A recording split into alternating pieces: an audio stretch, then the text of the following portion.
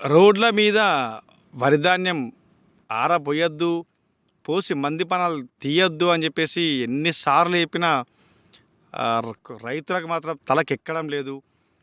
నిజంగా వీరు పండించిన పంటకు వారి ఉన్నటువంటి భూముల్లో కల్లాలు ఏర్పాటు చేసుకొని అక్కడ తేమ శాతం వచ్చేదాకా ఉంచుకోవాల్సింది పోయి ఇలా రోడ్ల మీద పోసి రాత్రిపూట ప్రాణాలు తీస్తున్న సంఘటనలు చాలా జరిగినాయి.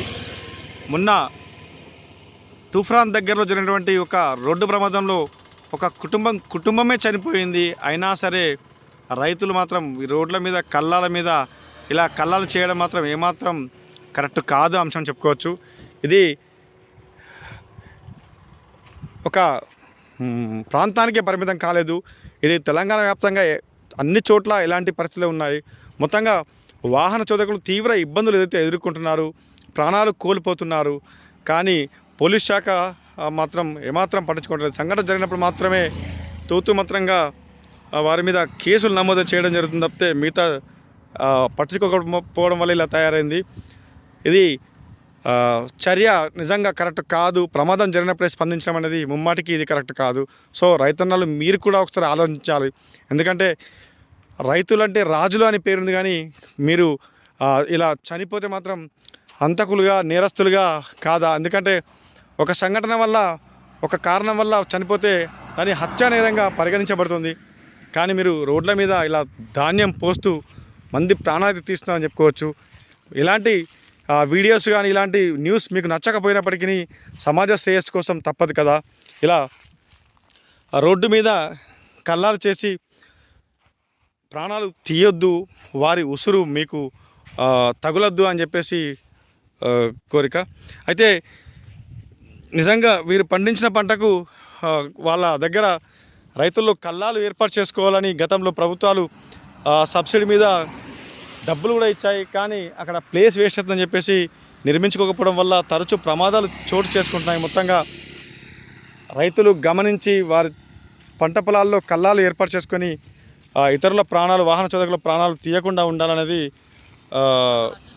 మా వాచ్ లైన్ నుంచి అభ్యర్థిస్తున్నాం. మొత్తంగా మీకు ఈ కథనం నచ్చినా నచ్చకపోయినా ఇలా రోడ్ల మీద ధాన్యం పోస్తూ ఇతరుల ప్రాణాలు బలి తీసుకోవద్దు అనేది సదుద్దేశం.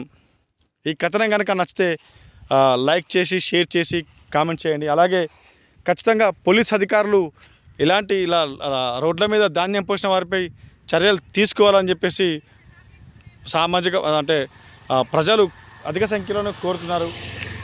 కేవలం ప్రాణాలు కోల్పోయినప్పుడు కాదు, ప్రాణం ఉన్నప్పుడు ఘటన జరగకుండా చూసుకోవాల్సిన బాధ్యత అందరి మీద ఉంది. ఏకంగా గోదావరి బ్రిడ్జి మీద కూడా ఇలా రైతులు ధాన్యం ఆరబోస్తున్నారు. నిజంగా ఎంతలా అంటే వారు తమ కల్లాలు పోసుకోవాల్సింది మానుకొని బ్రిడ్జిలెంబట, రోడ్లెంబట ఏకంగా నియర్లీ 1 కిలోమీటర్ పరిధి, 2 కిలోమీటర్ల పరిధిలో ఇలా రోడ్డు మీదే ధాన్యం పోసి ఒక సైడ్ కంప్లీట్ వాహనాల్ని అడ్డుకునే పరిస్థితి కనిపిస్తుంది. రైతులు కల్లాలు వచ్చనేమి లేకపోతే కాంటలు ఇక్కడే రోడ్ల మీద చేస్తున్నారు. ఇది చాలా ప్రమాదం. అయినా సరే రైతులు మాత్రం పద్ధతులు మానుకోవడం లేదు. ప్రమాదాలు జరిగినప్పుడు ఇబ్బంది పడే కంటే ప్రమాదం జరగకుండా చూసుకోవడం బెటర్ కదా. మీరు ధాన్యం పంటలు పండించండి, తప్పు లేదు. కానీ మీ యొక్క ఐకేప్ సెంటర్లు కావచ్చు లేదా కొనుగోలు సెంటర్లో అక్కడ ఆరబోసుకొని ఉంటే ఇటు ప్రజలకు, ఇటు మీకు అందరికీ బాగుంటుంది. చూడొచ్చు, దాదాపుగా 1 కిలోమీటర్ పరిధిలో ఉన్నాయి. ఇది తెలంగాణలోని అన్ని జిల్లాలకు కనిపిస్తున్నాయి.